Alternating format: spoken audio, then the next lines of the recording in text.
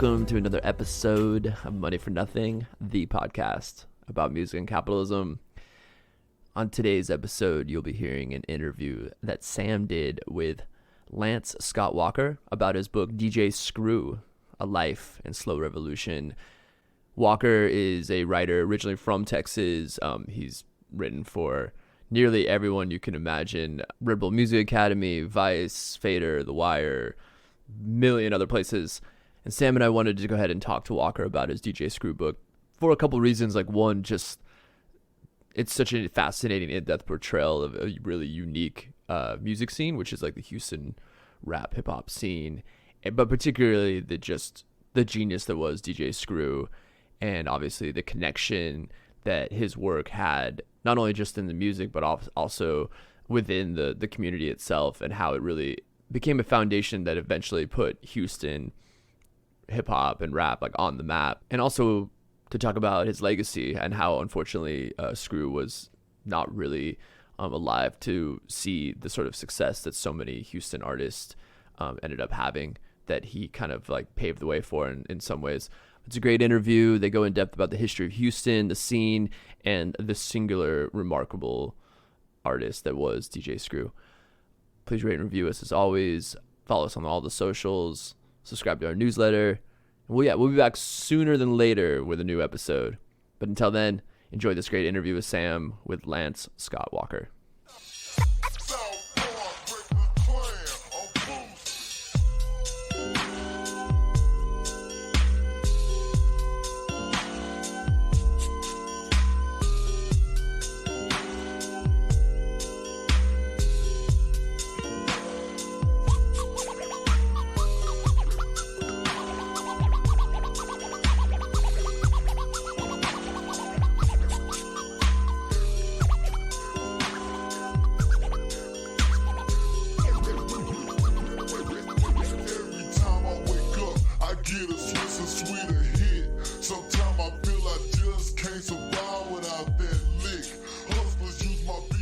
Today, we have on Money for Nothing, Lance Scott Walker, the author of the fantastic book, DJ Screw, A Life in Slow Revolution, out now on University of Texas Press.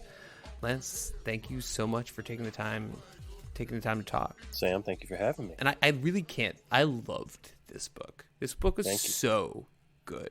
It managed to do, like, there's a lot of books that could do one of the following two, which is like a complex portrait of a complicated place that a culture is happening in, and like a clear, deep appreciation of the music itself. And your book does both, and I learned a tremendous amount from it. So I'm really pumped to get to talk. Fantastic. I'm so glad.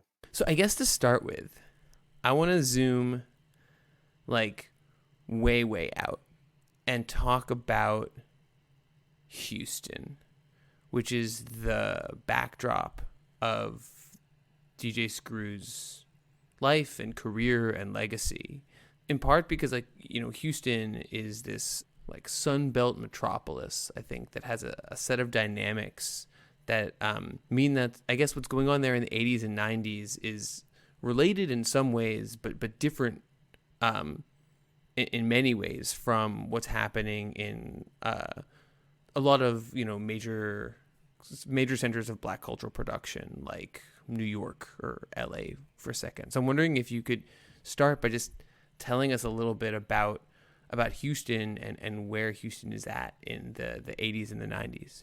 As far as its relationship to hip hop? As far as its relationship to hip hop, but also I guess more generally, like just like a snapshot of the city. I mean, because my sense is, you know, it's not going through the kinds of deindustrialization that we tend to think about in, you know, probably like most Correct. American cities in the 80s. Yeah, no, it was not going through that same sort of, you know, there were recessions. You know, it's the oil industry. It's oil and it's medicine and it's aerospace. So the industries there are very different from, you know, the sort of industries that you saw disappearing in more northern cities like, you know, like Detroit and Philadelphia, you know, that you know, Houston surpassed on the list of largest cities in the United States. Houston was much further down that list in the 50s, 60s, and even really the 70s. And then just as as those three industries continued to blossom in Houston, the oil and aerospace and medicine. There's a huge medical center there and cancer treatment centers that people travel the world to to you know to be treated at in Houston.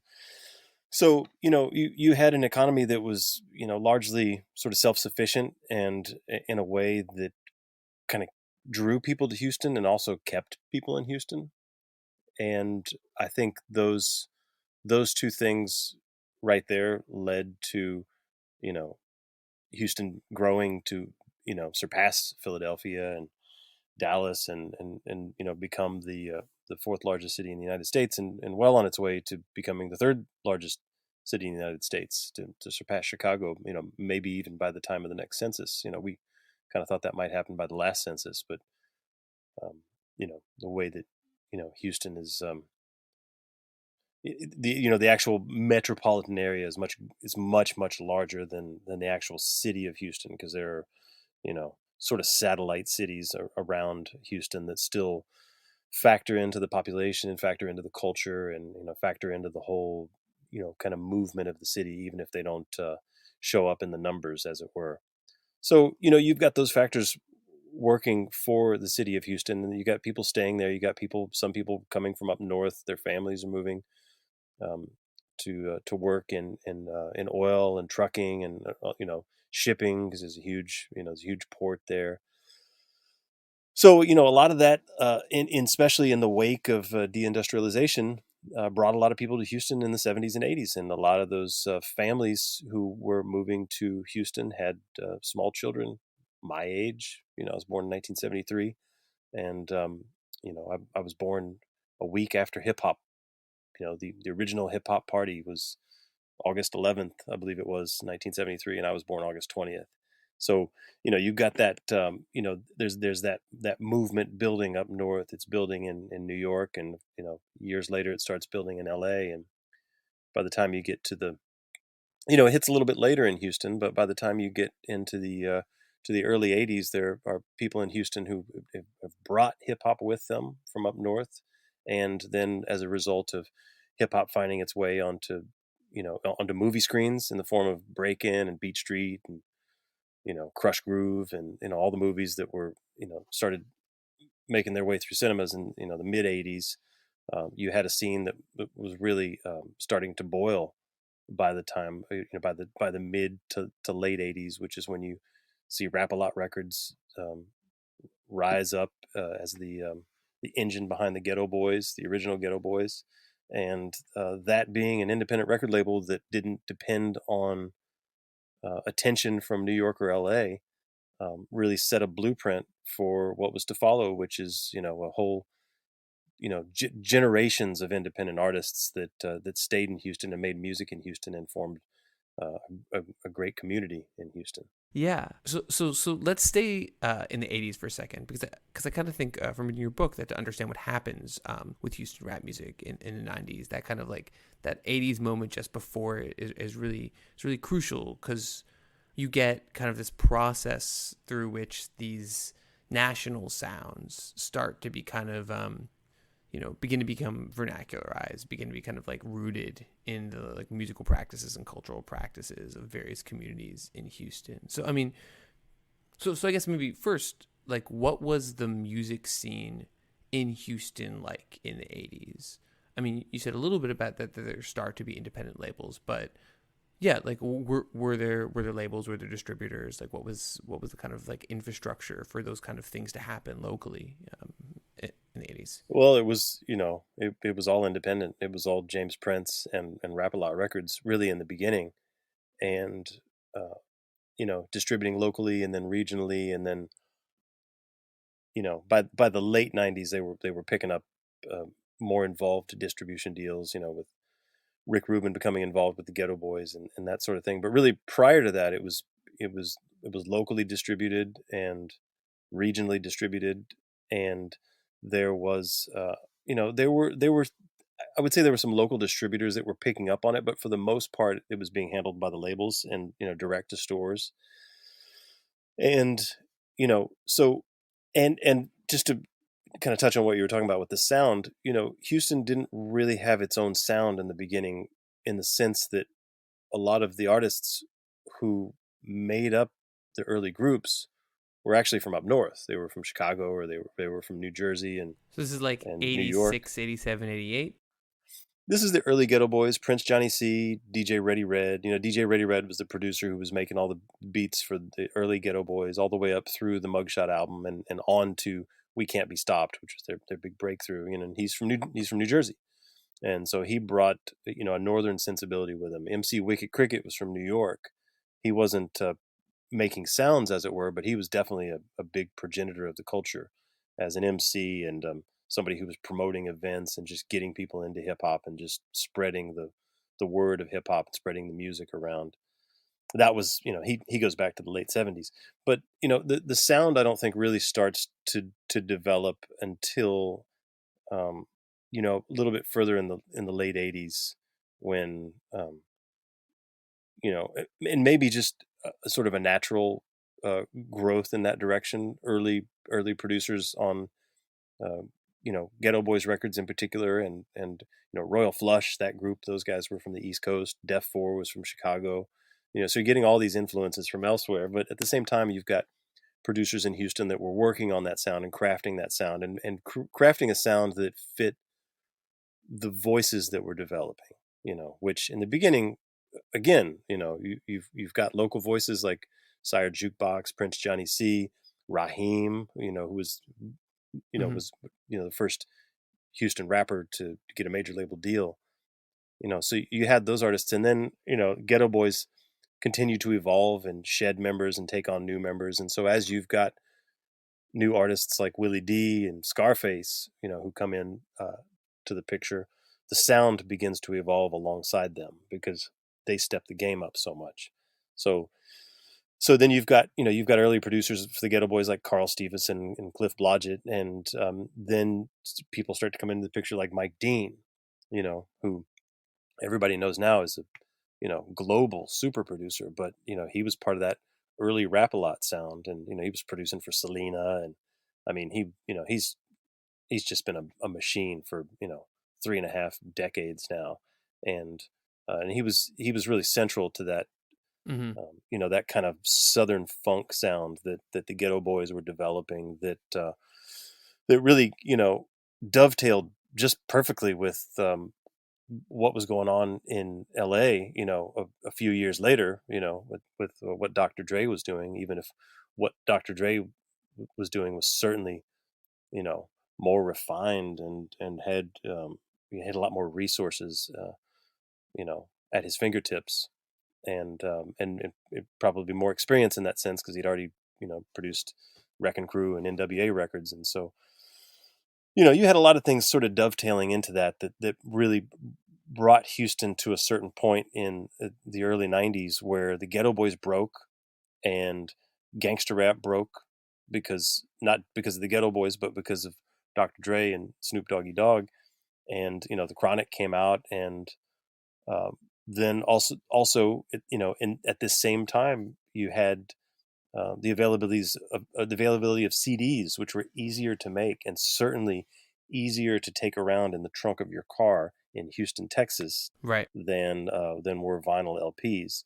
And a lot of labels, a lot of artists in Houston who were, like I said, again, people who were my age, people who were then in their late teens or early 20s. I moved to Houston from Galveston in 1992. I was 19 years old, and a lot of the, as I've done these interviews and talked to people over the years, I'm talking to people who are my contemporaries. Most of them are right around my age, a little bit younger, sometimes a little bit older, but we're all right around the same age. And so you're really getting a lot of people who are in their sort of creative prime, who now have access um, to being able to press CDs, and which, like I said, were less expensive and easier to transport and everything, and also inspired by the blueprint that Rap-A-Lot had created, which was that you could take, excuse me, inspired by the Rap-A-Lot, the blueprint that Rap-A-Lot had um, generated, which was that, you could take your money from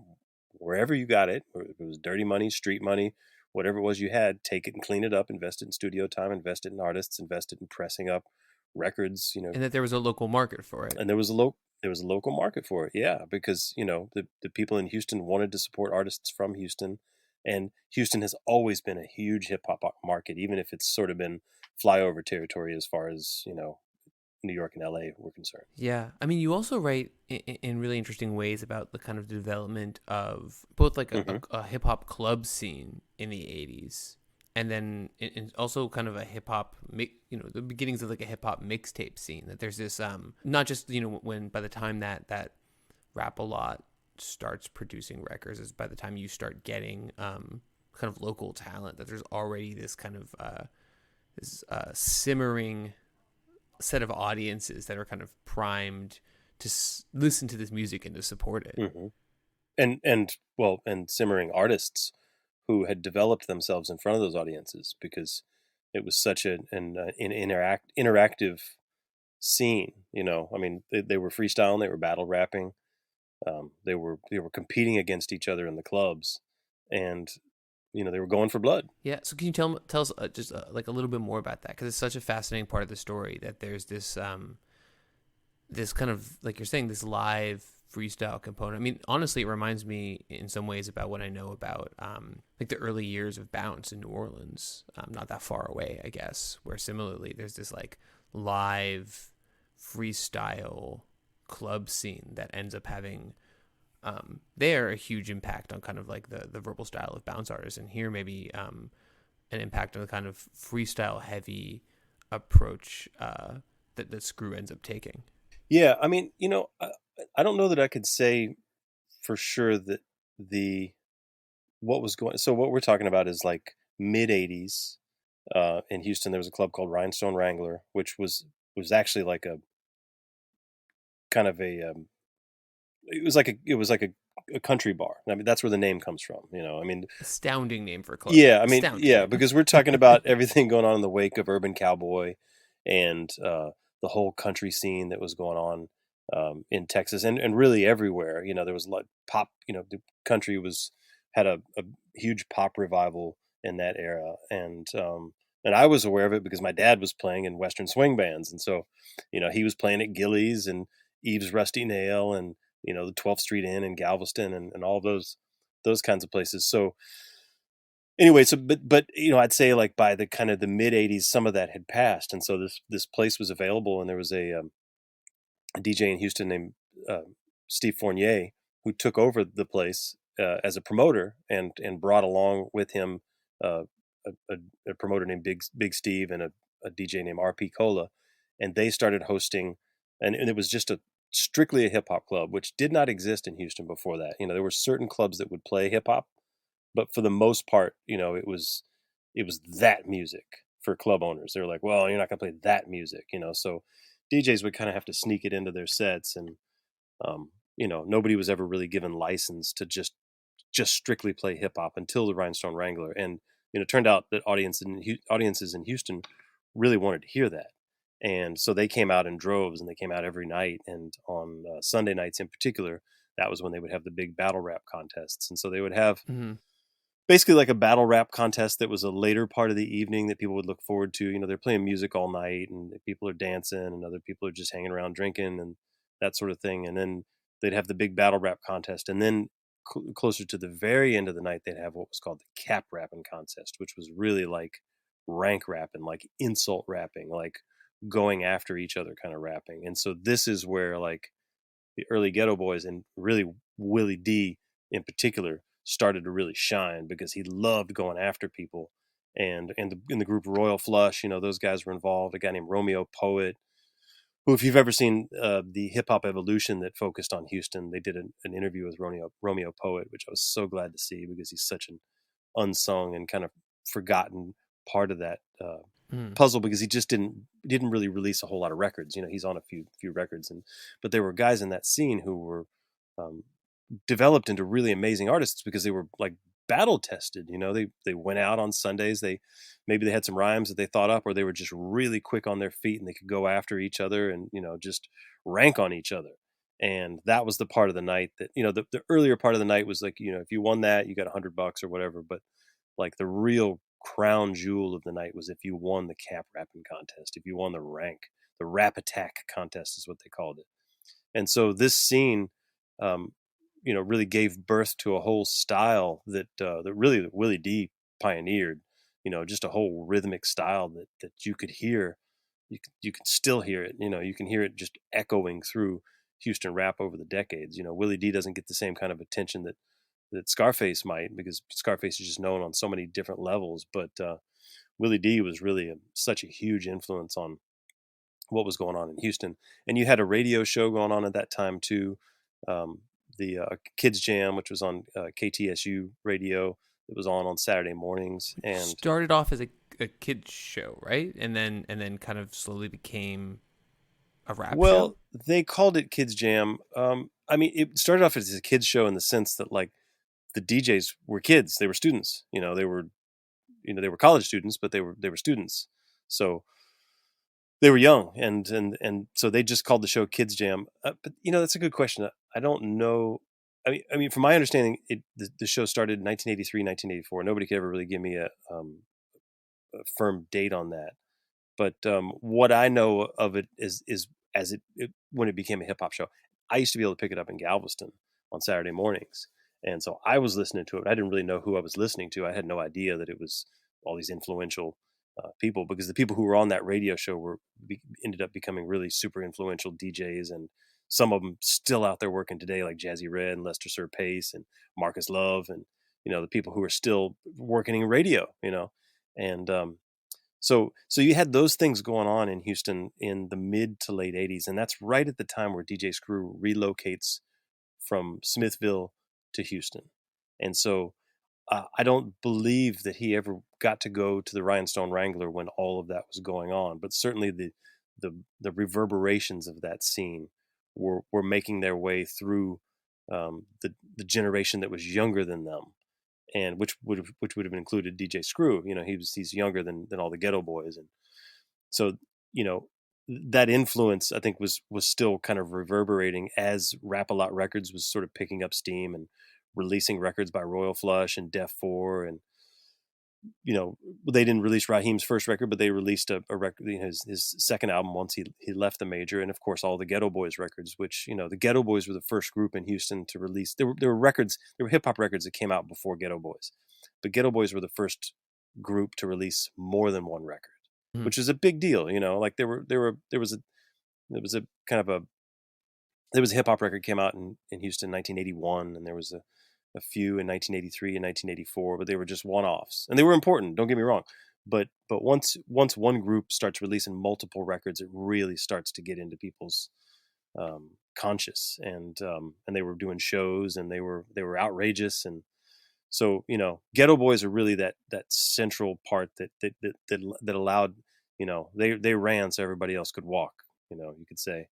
So so DJ Screw sort of comes in on the tail end of that, moves into on the tail end of that part of the scene, but is watching it grow, and Ghetto Boys, like I said, becoming a major label group, and topping the charts and becoming known all over the world, and that inspired that generation that came after, that DJ Screw was a part of. Yeah, and I love what you're saying kind of about the distinctive rapping style, and I mean it strikes me, and maybe I'm way off base here, but just thinking about kind of like the complex interplays between like live and recorded music that go through all of this, is that folks in New York, certainly folks in New York, maybe to a lesser extent, but also I think still probably folks in LA, like the opportunities to record, just because of the density of music industry there, that like almost that there's a the kind of the live element of hip hop, that the 70s version of like rocking parties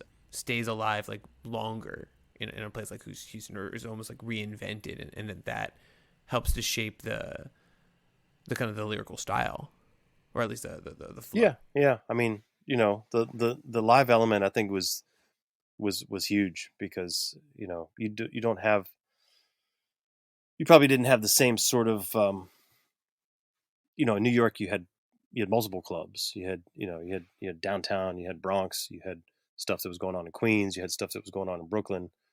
Whereas in Houston, it was kind of like everybody in town had to drive to the one spot.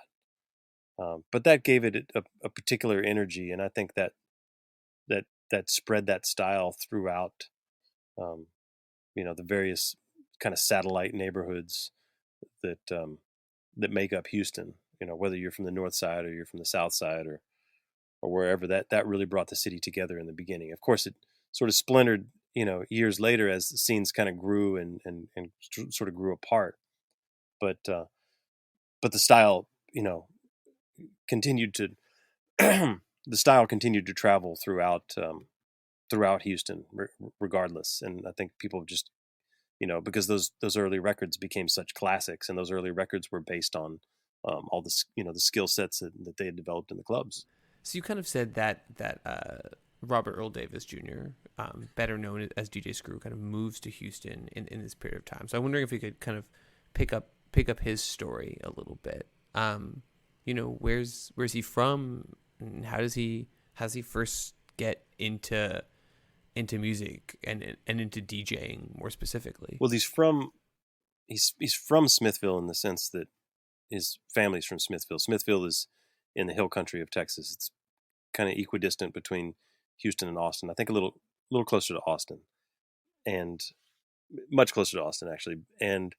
But it's kind of out in the middle of nowhere. It's a little country town, population of about 3,000. Never really been really over that. And so he's born. When he's born actually in Bastrop, because there wasn't a hospital in Smithville. But his family pretty soon after that moved to Houston because his father took a trucking job. And so it's him and his older sister Michelle and his mother and his father. And they moved to Fifth Ward, Kashmere Gardens, on the north side of Houston, which of course is kind of a shocker in the book because a lot of people associate him with Southside Houston, which is accurate because he did develop as an artist on the south side. But as a little kid, he lived on the north side of Houston up until he was about in the second grade. And those were seminal years in the sense that there were lots of record stores in Fifth Ward and Third Ward, and his mother bought lots of records, and she brought those records home and she played them in the house. And so he grew up on lots of 70s R&B, funk, soul, Quiet Storm, some Zydeco, that kind of stuff was in the house. And his mother loved to play records, and she made tapes for friends of hers, and he would sit around and he would listen, and he'd pick up on that. So then in right around 1980, 1981, the family moves back to Smithville. And while a young Robert Earl Davis Jr. had visited Smithville, here and there, this was really kind of a new introduction for him because this is where his family's from, and this is where he has family. And so he meets people for the first time who are his cousins, who become his best friends. And as they kind of grow up, they're playing baseball together. They're little kids. And then in 1984, they go to see Breakin' at the movie theater, and it just rewires Robert Earl's whole conscious. And everybody's watching the rapper in that movie was a young guy named Ice-T, and the break dancers were Boogaloo Shrimp, and I can't remember the name of the other guy, but so everybody's paying attention to the rapper and the break dancer, but Screw the whole time is watching the DJ. And he's going, that's what I want to do. I can do that. And so he takes parts of his mother's record collection and parts of his mother's equipment, tape recorder and turntable, and he starts playing around with them, and he starts learning his way through the records. And then he eventually borrows a turntable from a neighbor, and then meets another neighbor that has more sophisticated gear, and works his way into being able to get on that gear and practice, and became a student of hip hop very quickly, and very studiously, and learned his way around the turntables, and earned his nickname by taking one of his mother's records and picking a little screw up off the ground and scratching out the song that he didn't like because he didn't want to play it again. And his cousin Trey named him that. Who do you think you are, DJ Screw? And that became his name. So all this is happening between like 1984 and 1986, and they form a group called the Z Force Crew. They rap and kind of perform over instrumentals, over beats.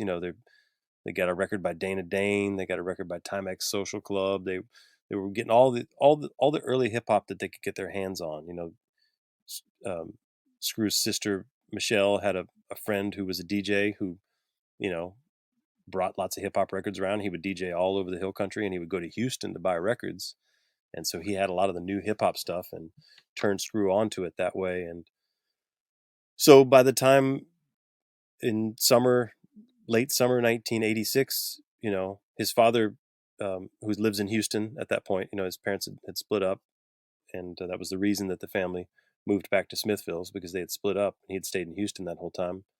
Got to a point where he needed to either pay child support or figure something else out. And the something else was that he was going to take Screw back with him to Houston to live with him in lieu of paying child support.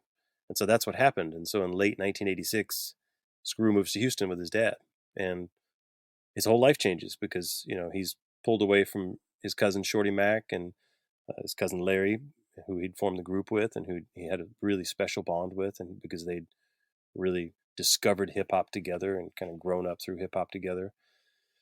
And then all of a sudden he's in a completely different environment with different people and lots of excitement, because then he's just closer to something that's really going on, because there's a lot going on in Houston at that time.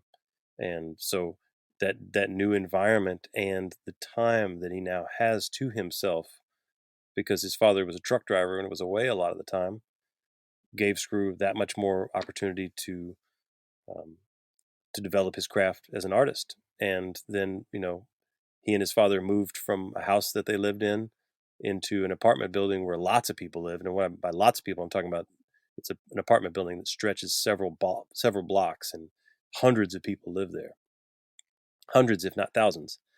And that's where he really starts to meet people that recognize that there's something to what he's doing on the turntables, and start to see him, and he becomes part of an environment where there are lots of other people who are really into hip hop, and he's hearing lots of other records. And as he's working on his craft and starting to record tapes, there are some people who come to him and like, I want to buy that tape.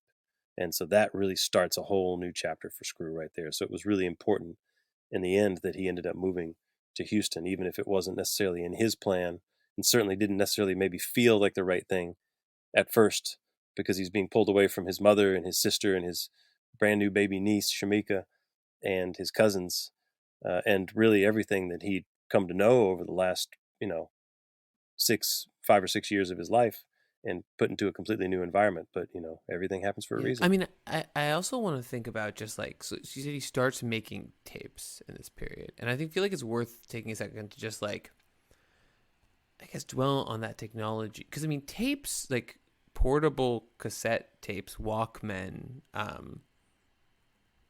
are also kind of new still, right? Like the ability to just like easily and cheaply make someone a mixtape has been around for what, a little bit more than a decade, maybe less than that at this point. Yeah, something like that. I mean, I had a Walkman DJ Screw was 2 years older than me. So, at this time, late 90s, he's 18, 19 years old. I mean, sorry, late 80s, he's 18, 19 years old. I'm, 16, 17, 18 years old, somewhere in there.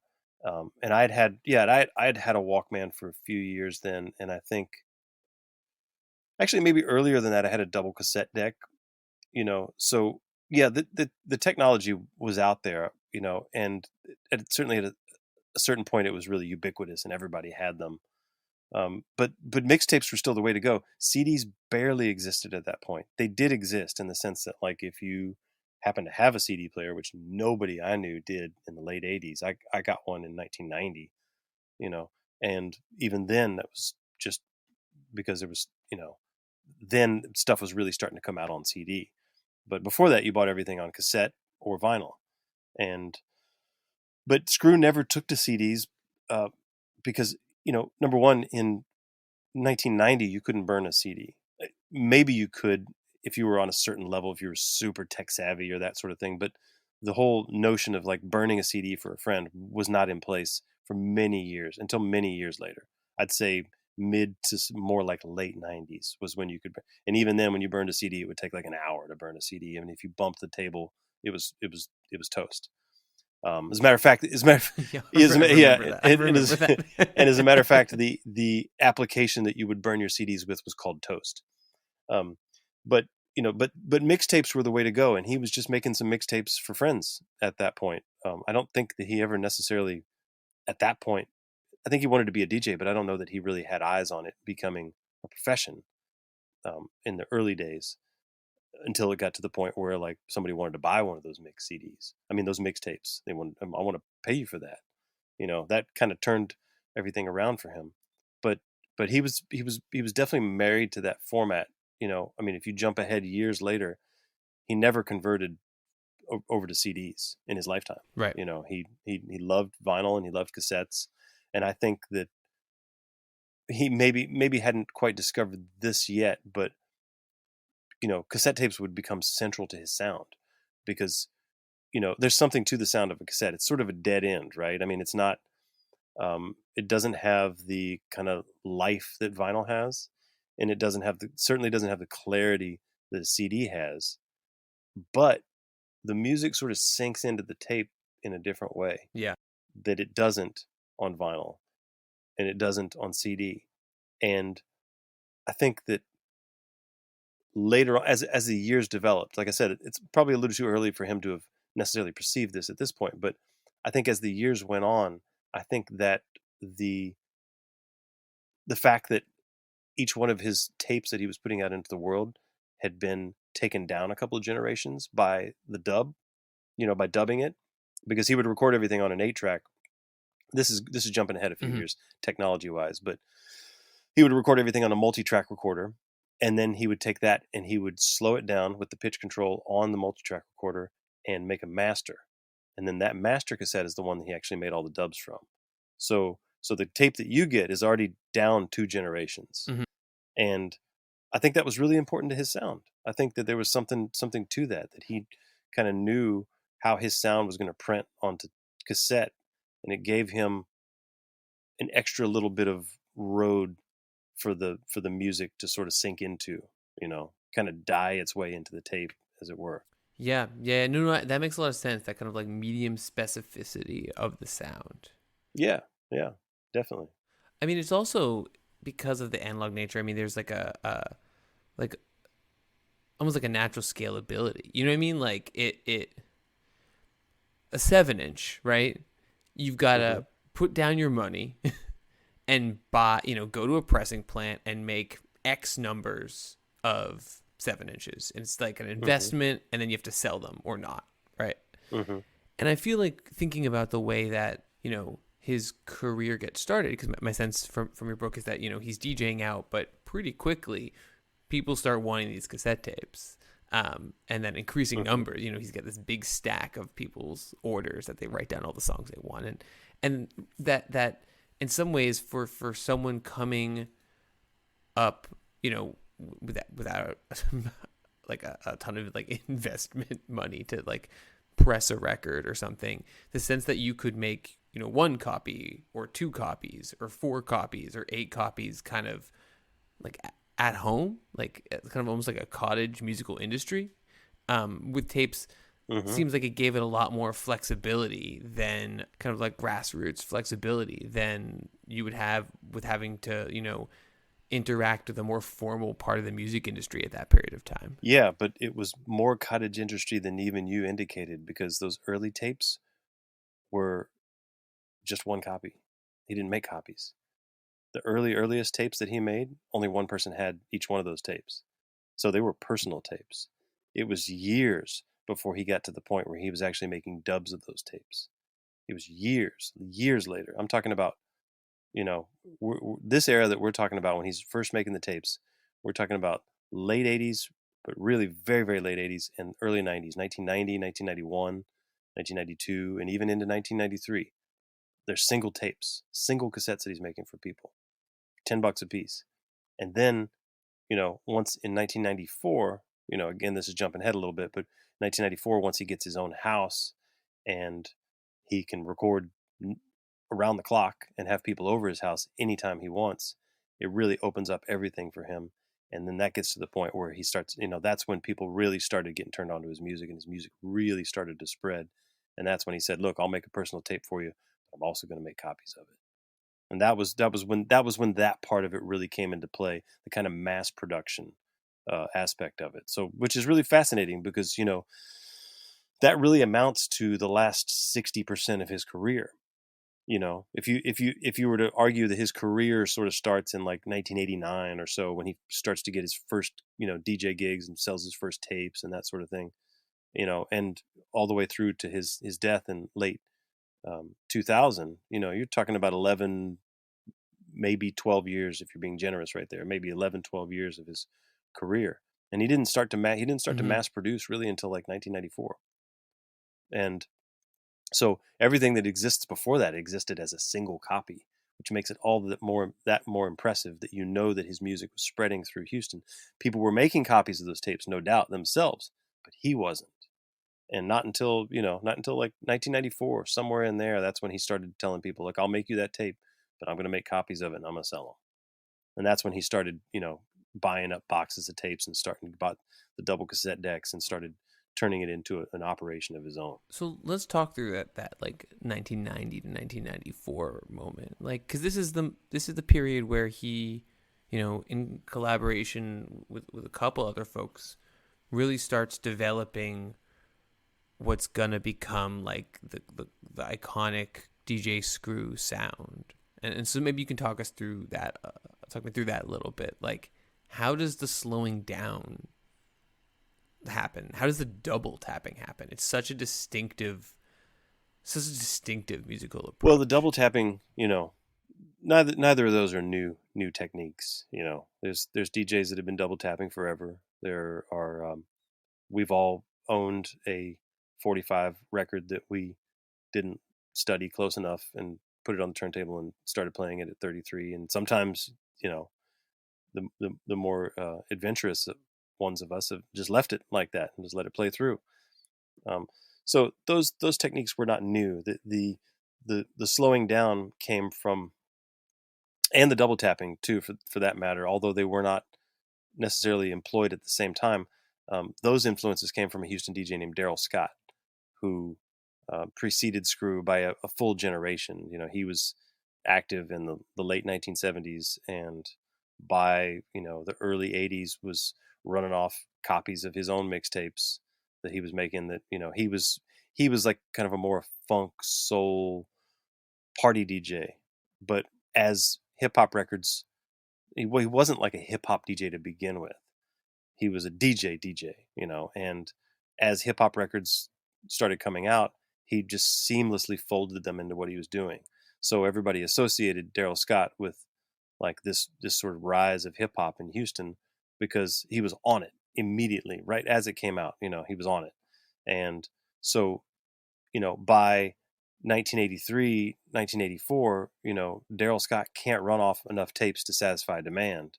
And by like late 1984, he opens up his own record store so he can make blast records and tapes, so he can sell his own tapes and also sell other records, but going to create a business for himself and create an epicenter for where people can come and be a part of the culture, and you could hold events and all that kind of stuff. And so on a tape of his called 33 and a half, he slowed down a couple of songs, and on a tape called 8 on the Double, he was doubling, which is tapping, which is chopping. It's the same thing essentially. And he didn't necessarily put those two styles together every time, and he wasn't slowing it down anywhere near what Screw was doing, but that was an influence. And Daryl Scott was an influence in the sense that, like I said, he's a generation older, and very, very early on was a big brother to a lot of people and was a hero to a lot of people because Mm-hmm. this was a young black man who'd opened his own business in a black neighborhood and was inspiring young men to stay out of trouble and to pursue their passions. And so a lot of people really looked up to Daryl Scott and still look up to Daryl Scott. Daryl Scott's still out there. He's still making recordings, and he's still one of the most amazing people I've ever met in my life. And so, so Screw met him in the late 1980s, and and went in and would Mm-hmm. go into his shop and started to get to know him as a DJ and started to lean on him and study him and call him and learn from him. So there were a couple techniques right there, that where he picked up the doubling, I'm not sure. Of course, there's lots of stories, but I know that one spot was an early group that he worked with called Imagination, where there was a DJ in the group who was transitioning to become a rapper, but had lots of gear and showed Screw lots of stuff. And I know that he was double tapping, so that's one spot. But then, like I said, also Daryl Scott was double tapping, on some of his recordings. But I think really that it came from over the course of time, Screw just spending a lot of time working on those turntables and taking those techniques and just digging further and further and further into them and learning how he could slow records down more, maybe dragging his finger alongside the turntable as it went. And, of course, like I said, once he got his hands on a multi-track recorder, there's a pitch control on the multi-track recorder. So if you're making a copy of something, you can, you can slow down the pitch control. You slow down the entire thing a lot more than you can with the pitch control on the turntable, because if you got two records on the turntable, you can only slow them down so much, and you really, the pitch control on the turntable is just so you can get one record to line up with another one. If you got one record that's a little bit faster than the other one, um, you can slow it down with the pitch control or speed the other one up or however it may be. But that wasn't Screw's deal anyway. Screw's deal, once he got his hands on enough records, was to get two copies of the same record onto the turntables and play one of them a little bit behind the other one, so that whenever he did go back and double, he was repeating something that you just heard on one turntable. So, and this gets a little confusing, but his turntables were wired backwards. With a Uh-huh. traditional turntable setup, if you're sitting there and you've got your crossfader right there, your mixer, and you've got a turntable on your left, you got a turntable on your right. So if you move Mm-hmm. your crossfader over to the left, it brings in the audio from the turntable on the left. If you move it over to the right, it brings in the turntable from the right. Well, Screw had his wired the opposite way, so that if he moved his crossfader to the left, it brought in the turntable from the right, and if he moved it to the right, it brought in the one on the left. Mm-hmm. There's a certain percentage of DJs that do it that way. It's a smaller percentage. It's, 20% or something like that. It's not very many DJs do it that way. Most of them, especially nowadays, people don't even use turntables anymore. If they're using a crossfader at all, they're just probably doing it traditionally. But so he had his own way of going about things, and I think that really it was just him taking the time um, to go through there and to develop that sound, and to have the encouragement of the people around him as he kind of started to dig into that sound, and people really feeling it and really getting a feel for what he was doing.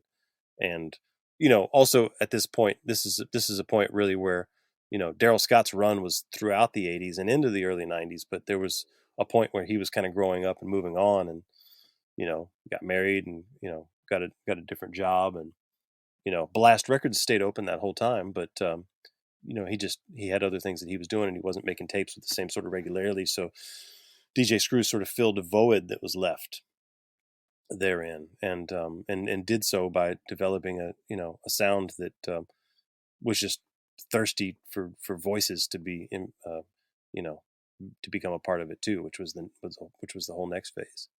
And the other thing that you said is that at least some of the that move from mixing records that I guess were not exclusively but probably mostly released outside of Houston to having Mm-hmm. kind of those Houston voices. At least initially, that's because people weren't crediting him for his tapes, And so if his voice is on the tape talking and he starts recording himself talking, people, it's clearly it's clearly him. It's not someone Hmm. else. So I don't know that it wasn't his voice on those tapes first. That's possible, but there's no way that I know for sure.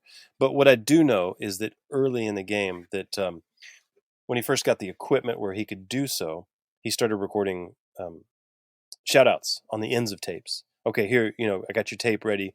Come on over, and like when we get to the end of it, you can do some shout outs.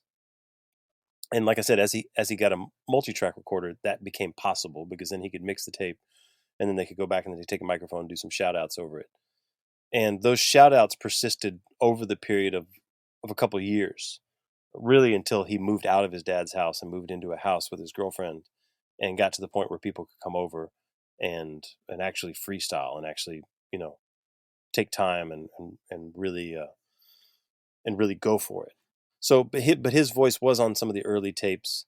I think a lot more so once he got to that point where people were really doing long freestyles on there, because then that was just becoming his imprint right there, and his voice belonged alongside all the other voices that were really starting to come to life. Which, they'd all, there were people out there who'd just been waiting to hear that, and you know maybe more importantly, or equally as important, there were there were artists in waiting Mm-hmm. who were ready to make that happen. And just the kind of, I feel like the last piece of the puzzle that in terms of developing vibe is kind of like where these tapes are being listened to. And this kind of goes, I guess, back to like the built environment of Houston, which, full disclaimer, is not a city I've ever been to. But my sense is that it's a kind of big sprawling city, and it's a driving city, and that Hmm. car culture, so kind of similar to Miami, maybe car culture becomes pretty crucial as kind of like as part of the auditory environment of this music he's making. Yeah, yeah, that's where you would hear the tapes. You didn't hear them on the radio. For the most part, you didn't hear them in the club. Although there was a portion of DJ Screw's career as a DJ where he did focus on getting out and working in clubs and making money as a DJ in the clubs. So there was some of that, but you were not hearing stuff slowed down when he was in the clubs. It was just more a matter of him mixing Hmm. and chopping, and mixing, beat matching and track selection and creating a vibe and responding to the energy of the crowd. But you didn't hear stuff slowed down. So where you heard it was in the cars, people driving, people driving down the street. Radio didn't play it. Clubs weren't playing his tapes. Clubs didn't play tapes then. Clubs were by that point playing CDs, or they had DJs playing vinyl. So that was the place to hear it, was in the cars, and so that's how it really becomes a part of the, as you said, the auditory landscape of the cities, because that's where you heard it. That's where I heard it first. You heard it all over the place, and then you started to get a sense of what it was, and somebody told you what it was, and then once it's pointed out to you, you just hear it everywhere, and and it's so distinct. It's not just rap music that you're hearing. It's rap music that's really slowed down, and as you hear more and more of it, you start to get a sense of the voices, and you can pick apart the voices, and okay, this is Big Pokey, this is Big Mo, this is Fat Pat, this is Lil Kiki. Even with their voices slowed down, big and booming, the quality and the character of their voices was coming out, and so that's really how the music spread. Because you're right. I mean, Houston is a city of car culture. You have to drive everywhere. I can count on one hand how many people I knew when I lived in Houston who didn't have a car. Almost everybody who lives there has a car, and almost everybody who lives there drives every day. I mean, I've lived in New York City for 16 years now, and you can get around here the rest of your life without having a car. And I know people here who do not know how to drive because they've never had to. But car culture is a big part of Houston, and the way the city is structured, there's lots and lots of local streets that people drive down, and it's not a tall city like other cities, so because it's more spread out. You've got kind of five or 6 little downtowns, and then there's the one big downtown.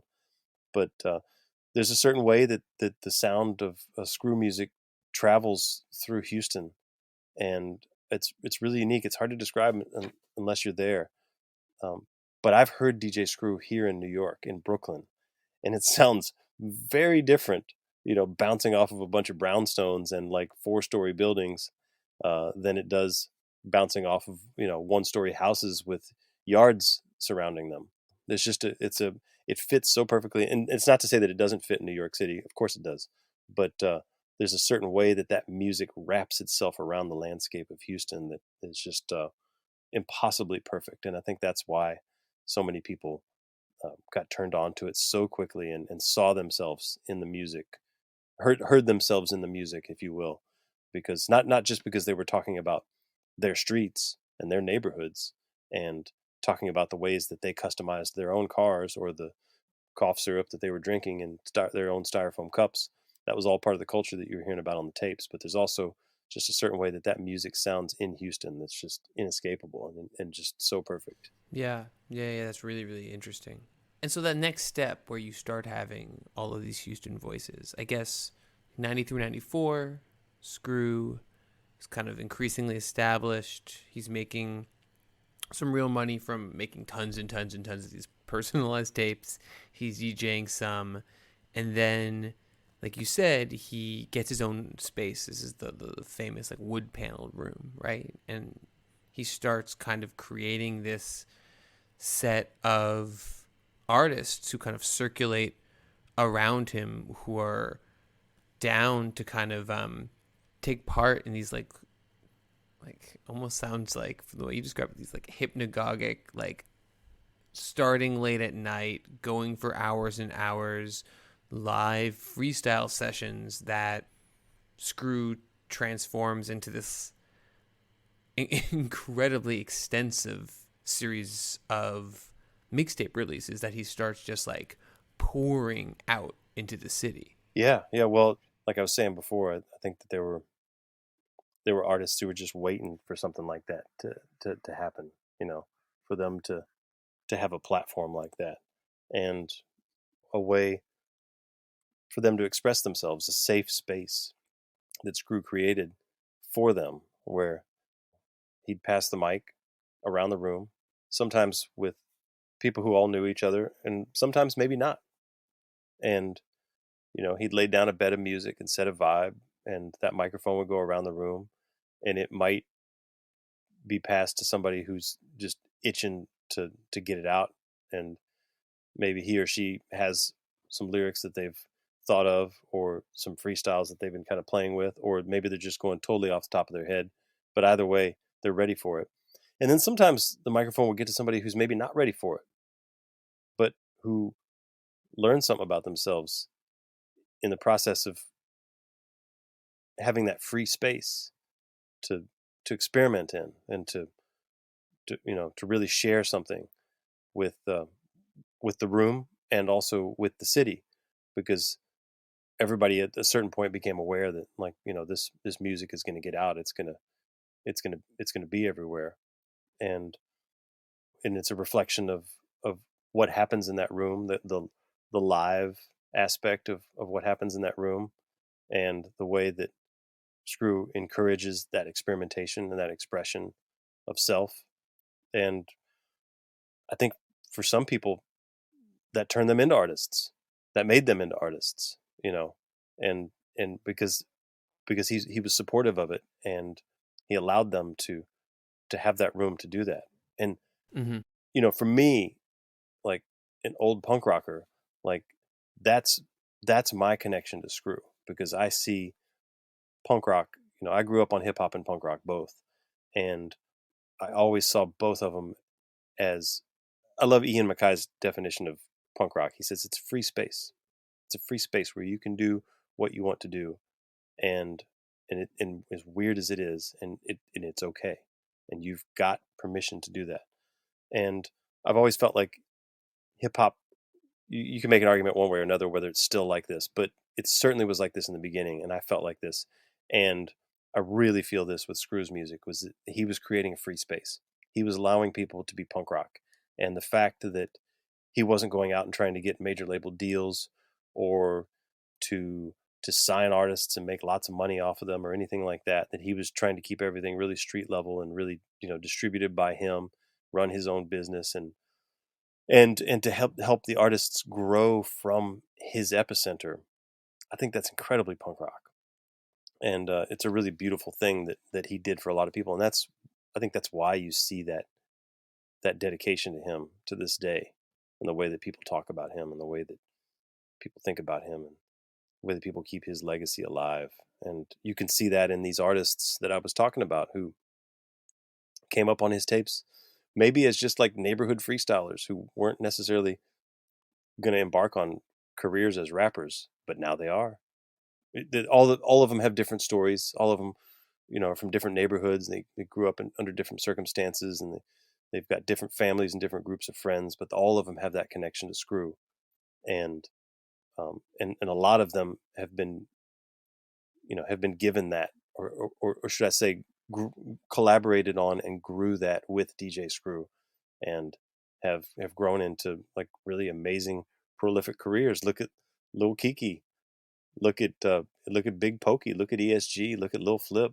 Look at Zero and Trey the Truth. And I know I'm leaving a bunch off because it's impossible to make a full list. And of course, not even to mention all the artists that have passed. Big Mo and Fat Pat. Pimp C was a part of that free space. So his legacy just continues to blossom and continues to give. And I feel like all the artists that came up as a part of that are still championing him as someone who lit the fire for them that still burns. Yeah, and you're. It's also really interesting what you said about kind of keeping it underground and keeping it very like locally centered. I mean, something I think about, or we think about a lot on this podcast, is about how do you create vital local music scenes, right? Like, how do you create music economies that actually work for the people who live in them? And one of the things that's really remarkable about DJ Screw is that, partially again because cassette tapes, I mean, like the next step, jumping forward another year or so, is he starts producing these tapes in mass. He starts producing, selling them out of his house in large enough numbers that people think that he's dealing drugs, because why would anyone be buying so many cassette tapes? Eventually has to kind of come in out of the cold and get set up with, I assume, like some relationship to sales tax. But that all of that, eventually sets up a retail business front, kind of like Blast Records on that model. But like all of that is very, it's still like circulating, focused on the Houston community, and I guess more broadly outside of that, but primarily focused on the community and focused on kind of circulating that music in and with and through it. Yeah, I mean, I don't think that I don't think that I mean, I can't say that there were no Houston artists who were romanticizing LA or New York, in the sense that it would be great to break through to that kind of audience. But I think a lot of them were looking at the scene that had grown in Houston, where they could, especially once they pivoted to record deals with local labels, and some of them with labels outside of Houston, and they could go play in clubs and make lots of money. And they weren't making money off the Screw tapes. Screw, that's just not the way his business model worked. They were doing well enough in Houston and in the regional areas around Houston to not really have to worry about going outside of that. And I think the localized aspect of it, and maybe that was a personal thing for Screw. He traveled some, but for the most part, he was a homebody. He always worked out of his house. It was only near the very end of his life that he was actually working on getting an actual studio, and moving out of the house that he was using as a studio. But I think he saw no real reason to to he wanted to screw the world. That was something he always said. But I think that building everything at home and building it with people that he was close to and that he could trust and that he had worked with for all those years was really important to him. And artists in Houston, they don't leave. They're still there. Scarface still lives there. Willie D still lives there. Slim Thug, Paul Wall, Mike Jones, everybody that you can name, Lil Flip, they all still live in Houston. They don't move off to New York or LA. They don't split to go to Austin because it's cooler. They stay in Houston, and I think that whereas you can certainly see it with a newer generation of artists like Lizzo or Megan Thee Stallion or Travis Scott, they're more global artists in a way, but they've also got major deals and management behind them, and they're getting flown all over the place, and they're doing product tie-ins and sponsorships and everything like that. And that's not really how everybody else in Houston has worked, and that's now. That's a different. We're in the future now. It's a very different kind of generation, but the model still works for a lot of artists in Houston, to where they still make their money around Houston and in Texas and Louisiana. And really, Texas and Louisiana are brother sister states. I mean, there's everybody in East Texas has family in Louisiana, and everybody in Western Louisiana has family in East Texas. I got Right. family all over Louisiana, and I spent lots of my childhood there. So those two are very much and there's a circuit of places that artists from Houston rap artists play around Texas and Louisiana, and even into Arkansas. But for the most part, it's really centered right there. And because they've proven over time that model works, and that the audience is there, and the audience has grown up and grown right with the music, and still support it. And it's such a beautiful thing. I don't know. I don't know if there's any. I was asked the other day if there was any other scene like that you could compare it to, and I said, I really don't know. I don't know. I can't think of one, especially where everybody stays there. Everybody sticks around in town, and even if they're not necessarily actively making records anymore, like Scarface and Willie D, are not actively making records anymore, but they're still a big part of what's going on. And I think that gives younger generations something to look forward to, and that they can really dedicate their lives to music, and that there's a far end to it to look forward to also. So Screw, like you said, passes in, I guess, like late 2000, right? Mm-hmm. And it's one of the amazing things. What you're saying is that his sound, and the sound that grows up around him, kind of including, from my understanding, like the North Side, like Swisher House sound, which is certainly like a cousin sound to the Screwed and Chopped sound. Mm-hmm. That there's influenced by for sure. That so much of that scene, that Houston rap scene is there's almost like an underground semaphore, right, of these tapes for years and years and years, that to the point where you write that labels are sending Screw, even though they're not making a dime off his tapes, and none of it holds up, or almost none of it. There's a couple of records where he gets stuff cleared, but almost none of it holds up to anything resembling copyright standards. No, not at all.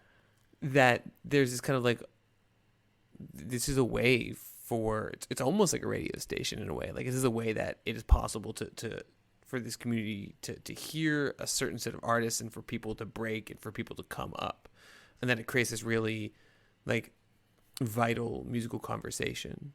So Screw passes in 2000, and I guess what happens to that conversation? It sounds like, from what you're saying, that a lot of it, those roots are so strong already, that a lot of it stays active in this really amazing way. Yeah, well, the rug was definitely pulled up from under everybody, because the source of that sound was gone, and so everything at that moment became archival, or something that was influenced by Screw.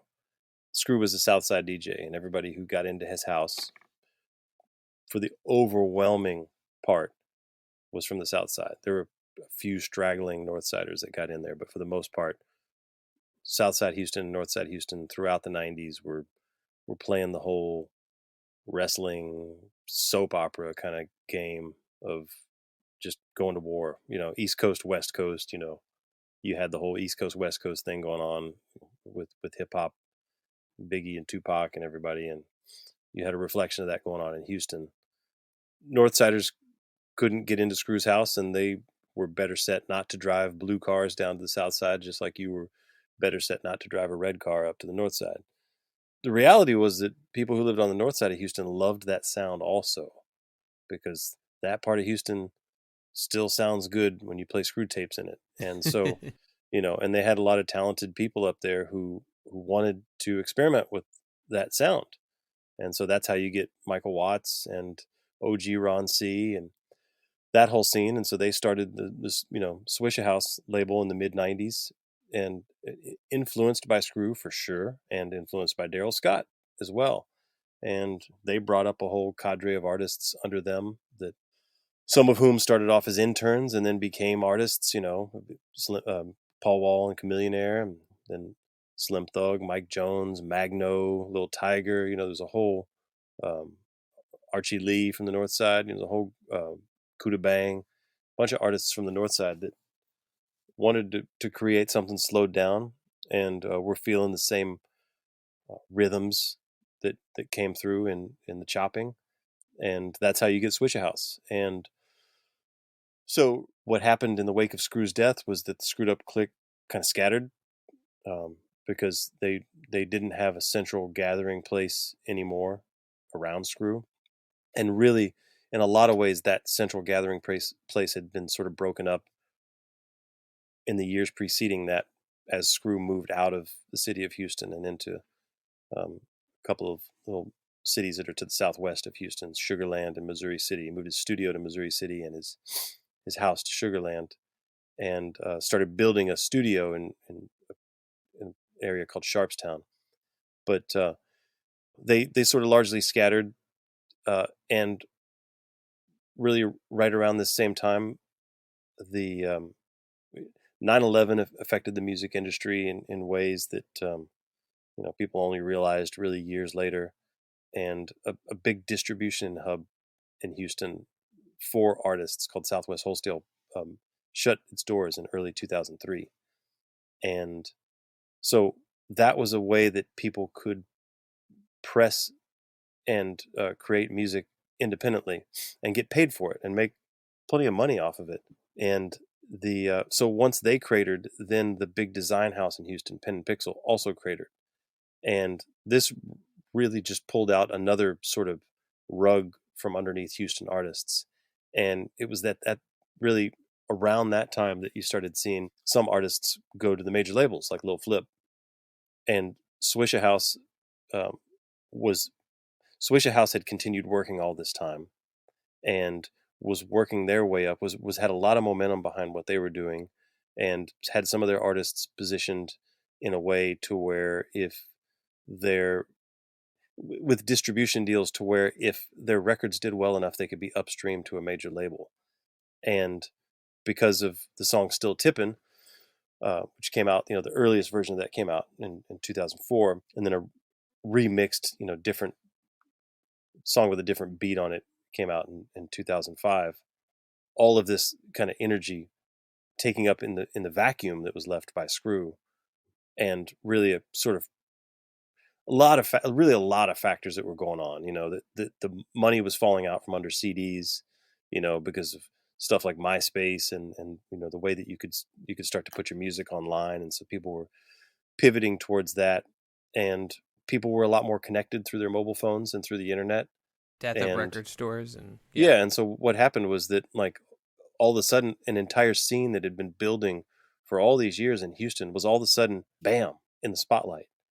And so what happened was that one song really brought that attention to Houston, but once that spotlight turned around and shined on Houston, that everybody realized, oh wow, look at all these artists in Houston, holy shit.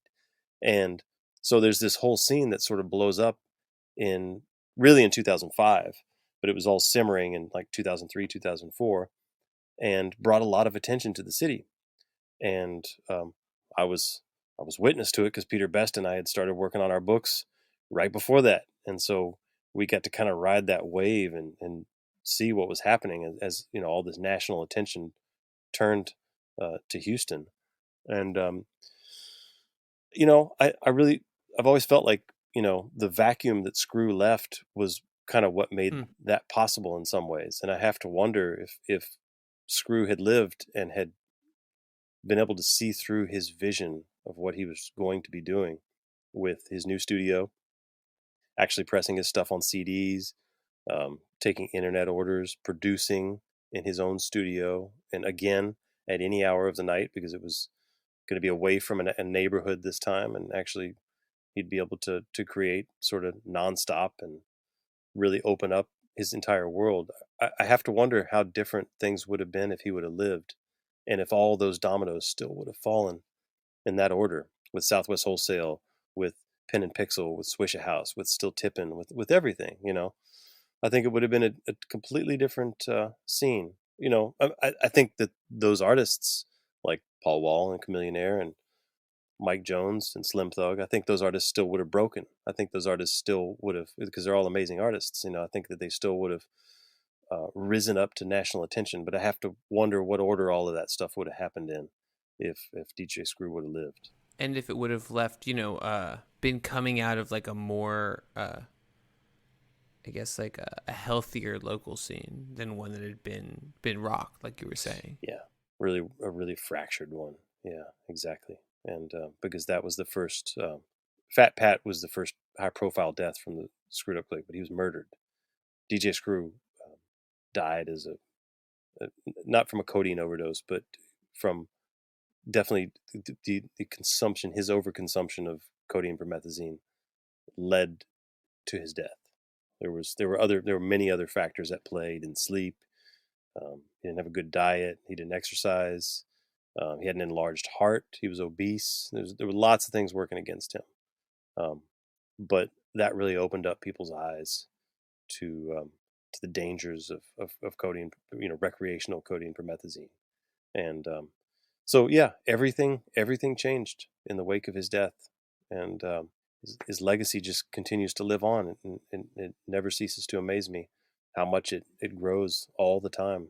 I always felt like I wanted to have this book out years ago, and I want to finish this, and there was always differing points where I felt like, there's a lot of attention about Screw right now and everything, and I just kind of held my ground and just kept working on it just to get it right.